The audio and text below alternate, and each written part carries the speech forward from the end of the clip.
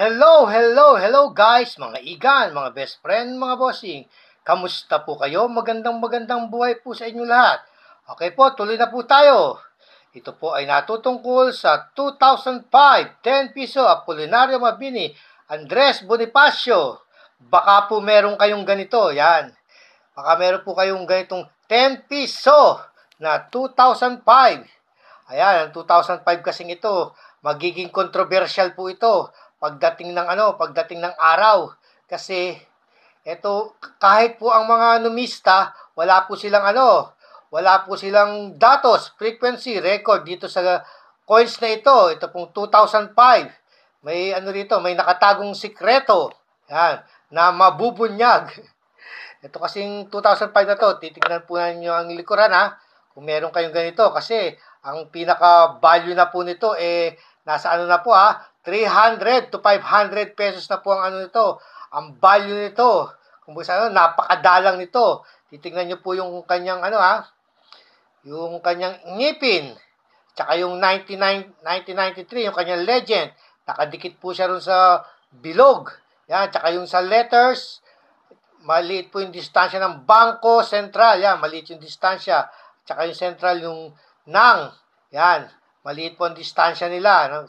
Bangko Sentral ng Pilipinas, maliliit po ang kanilang mga distansya. Yan. Tsaka yung yung kanyang araw. Yan. Ito, maliliit. Tapos, yung mga ngipin niya, tatandaan niyo po yan Dahil magiging po siya, valuable po siya pagdating ng araw. Sa hindi siya nalalayo sa mga sikat na 2007 at saka 2009 na 10 piso. Hindi po siya malalayo dyan. Hahanapin po yan. Mangyari, isa pong sikreto ito Hindi po biglang napansin na lang. Sa siya.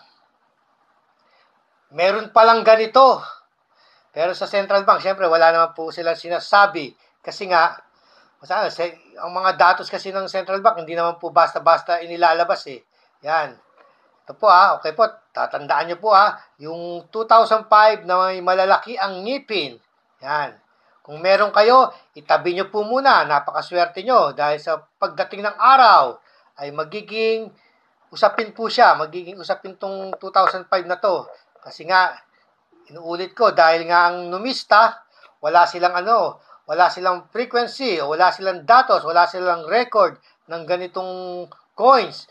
Yung mga member nila, walang nag-submit tungkol dito sa 2005. Ang na-submit lang yung reverse 1. Yung reverse 1 lang ang na-submit ng mga numista.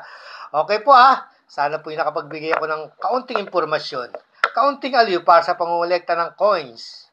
Okay po tatandaan niyo po yan Yung kanyang ngipin matataas po Yan. Tsaka yung kanyang 1999, 1993. Yan, nakadikit doon sa bilog. Okay po, hanggang sa muli po. Lagi po nating tatandaan, ang mga barya ay bahagi ng kasaysayan. At tayo po ay bahagi ng kasaysayan ng Pilipinas. Bye for now. Don't forget to subscribe.